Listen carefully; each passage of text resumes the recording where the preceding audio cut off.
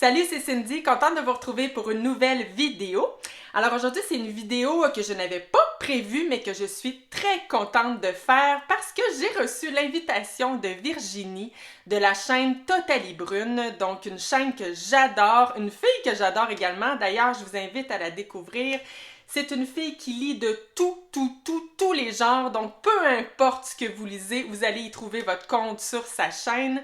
Et donc, Virginie a organisé un défi cet été qui s'appelle l'été en série. Donc, le titre le dit.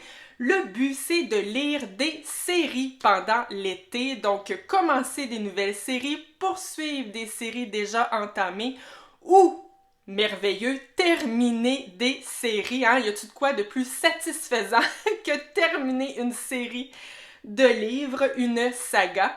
Donc, je trouvais que l'idée était vraiment très bonne et je me suis rendu compte d'ailleurs que j'avais plusieurs séries dans ma bibliothèque, donc c'est le moment parfait de les sortir. Et quand je vous dis que j'ai reçu l'invitation de Virginie, en fait, c'est qu'elle a aussi créé une espèce de chaîne de vidéos à relais. Donc, on est quelques booktubeurs, instagrammeurs à vous présenter notre série coup de cœur et ensuite, on vous présente notre pile à lire pour ce beau défi. D'ailleurs, je ne vous l'ai pas dit, c'est un défi qui a lieu du 1er janvier. Voyons, j'ai de la misère avec mes mois, j'allais dire du 1er janvier. Du 1er juillet au 31 août. Et voilà, hier, vous avez Jérôme qui vous présentait tout ça sur son compte Instagram GG Bookin.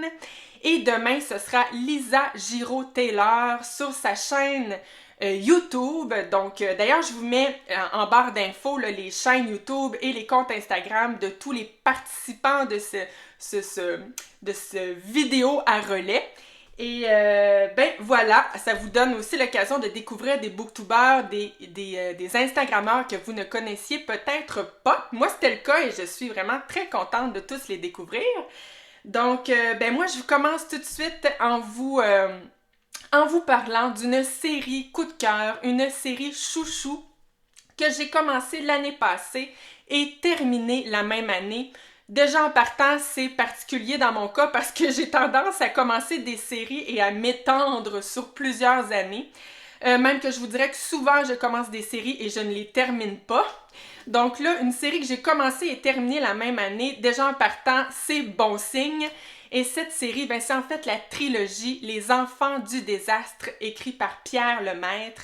J'ai un peu hésité à choisir cette série parce qu'en fait, ce sont des livres qui peuvent se lire. En fait, vous pouvez lire le tome 3 sans avoir lu les tomes 1 et 2 et il n'y aura pas de problème. Évidemment que dans le meilleur des mondes, c'est de les lire un à la suite de l'autre parce qu'on a des personnages des tomes précédents qui reviennent dans les tomes suivants. Donc, le premier tome, c'est Au revoir là-haut. Le deuxième tome, voyons, j'aurais dû les écrire. Couleur de l'incendie et le dernier tome, Miroir de nos peines. Donc, dans le premier tome, Au revoir là-haut, on est à la dernière journée de la Première Guerre mondiale avec les personnages d'Albert et Édouard qui ne se connaissent pas vraiment, un peu de vue. Et ce sont deux soldats et il va leur arriver quelque chose d'assez incroyable qui va bouleverser leur vie à jamais et qui va aussi les lier d'une manière un peu étrange. Et donc voilà. Et suite à ça, on est dans un temps d'après-guerre, donc des temps très difficiles et nos deux personnages, Albert et Édouard, vont monter une espèce d'escroquerie qui va les amener à mentir et je m'arrête là dans le résumé, mais moi, j'avais eu un coup de cœur incroyable pour l'écriture. D'ailleurs, Pierre Lemaitre avait gagné le prix Goncourt cette année-là avec Au revoir là-haut. Mais n'ayez pas peur, c'est très accessible comme écriture. Et donc oui, coup de cœur pour l'écriture, mais aussi pour l'histoire et les personnages. On est vraiment avec des personnages flamboyants, colorés, originaux. Je vous dirais même limite un peu burlesque, même si c'est pas trop non plus, là, n'ayez pas peur. Et j'ai adoré cette trilogie, je me souviens encore de tous les personnages, l'histoire, comme je vous dis, est très originale, et moi c'est rare que ça m'arrive, mais dans le premier tome, Au revoir là-haut, bien qu'il fait plus de 600 pages, après 50 pages, je vous dirais que je savais déjà que ça allait être un coup de cœur. D'ailleurs, ça commence très fort, ce livre. Il y a une espèce de suspense déjà, une espèce de côté page-turner au tout début du livre. Et bref, j'ai adoré cette série que je vous invite à découvrir. Alors, ben voilà, c'était ma série chouchou. Maintenant, je vous présente ma pile à lire pour l'été en série. Et ben c'est une pile à lire assez énorme, mais on a 2 mois pour lire tout ça, donc je pense que c'est dans le domaine du possible. Alors, ben, premièrement, j'aimerais lire la trilogie de David Lodge qui s'appelle la trilogie du campus parce que l'action se déroule sur un ou des campus universitaires. Donc, changement de décor, un tout petit monde et jeux de société. Donc, dans ce premier livre, on a 2 professeurs d'université qui vont échanger leur rôle.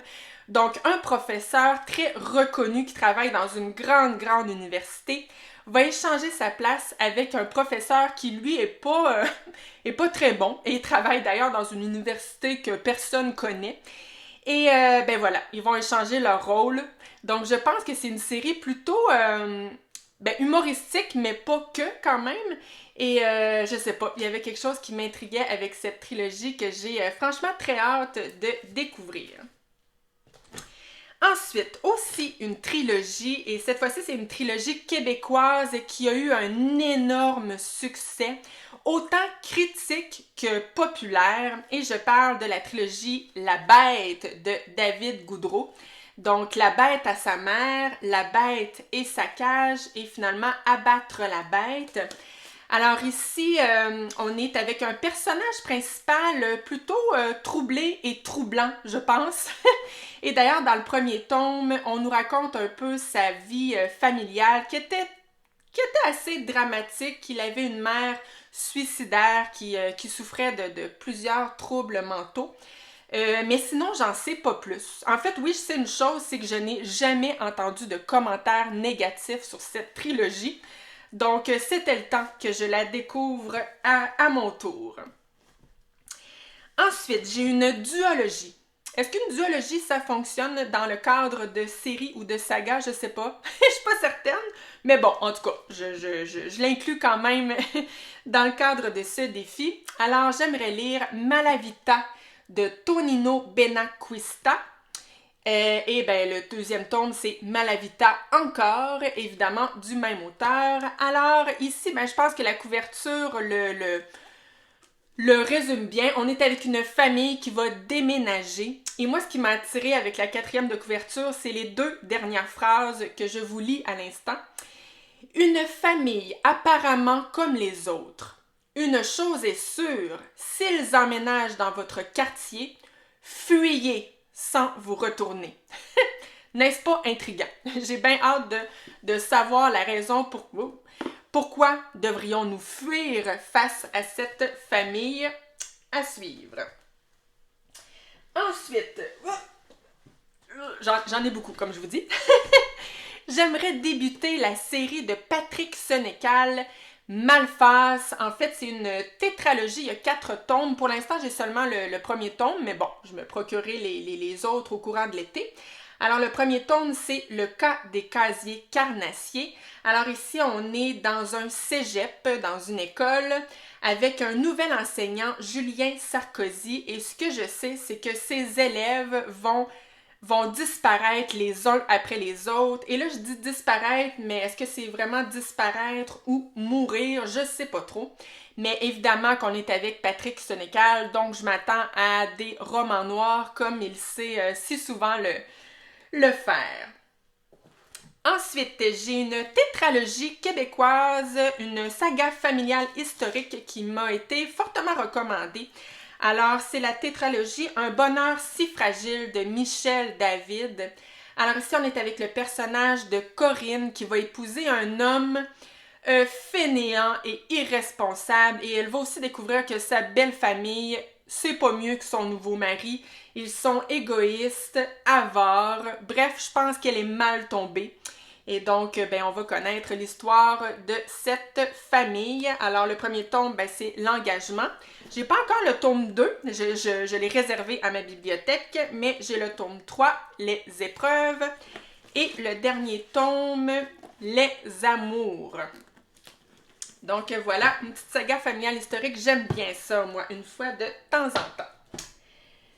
Ensuite, je vous dirais que c'est la série la plus audacieuse de ma pile à lire parce que c'est des gros livres.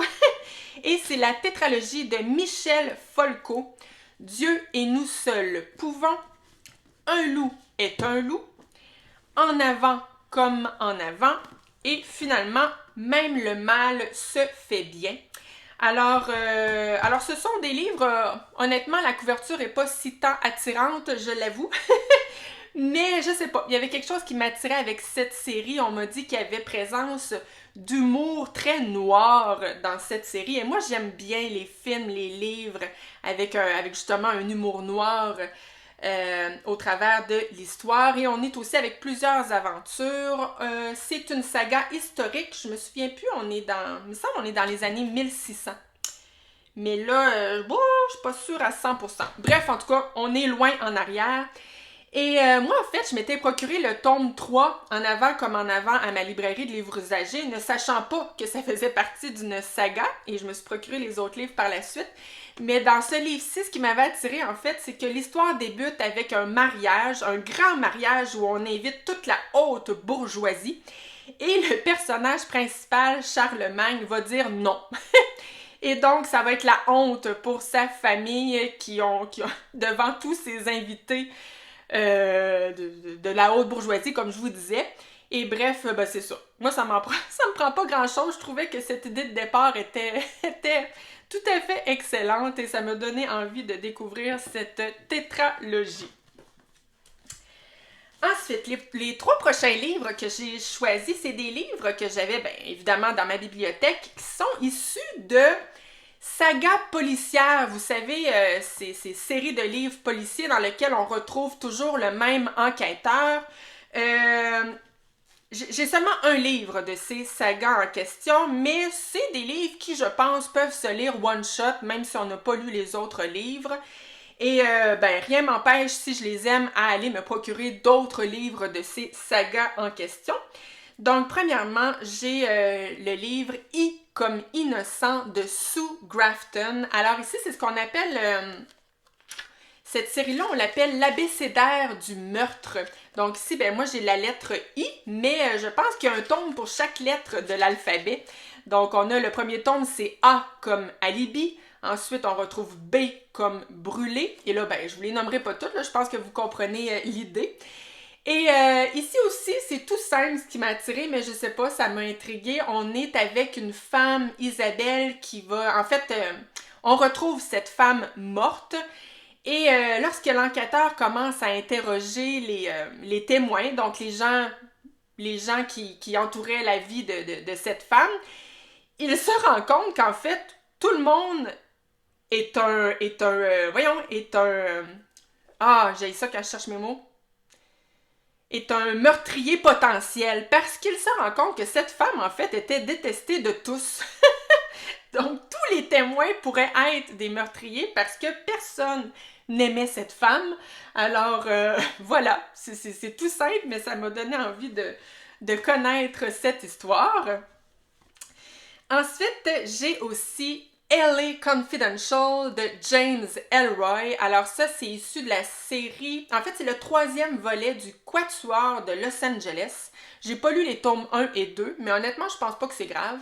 Et ici, ben, on est évidemment avec des... Ben, il y a des meurtres, il y a des enquêtes policières, et je sais qu'on est aussi dans le monde d'Hollywood, dans le monde des stars, et voilà. Sinon, j'en sais pas plus. Donc, ce sera l'occasion de découvrir James Ellroy que je n'ai jamais lu. Et finalement, j'ai aussi Derniers adieux, écrit par Lisa Gardner. Alors ici, c'est un livre issu de sa série Quincy et Rainey. Je sais pas si j'en ai lu d'autres de cette saga. Je pense que oui, mais je suis pas certaine. En tout cas, ici, on est avec un tueur en série. Et les victimes, ben, ce sont toutes des prostituées. Et donc, Kimberly Quincy, agente du FBI, va enquêter sur ces meurtres. Finalement, ben, j'ai aussi des bandes dessinées. Alors, oh mon Dieu, je me suis procuré toute la série des magasins généraux de Loisel et Trip. Alors, le premier tome, ben, c'est Marie.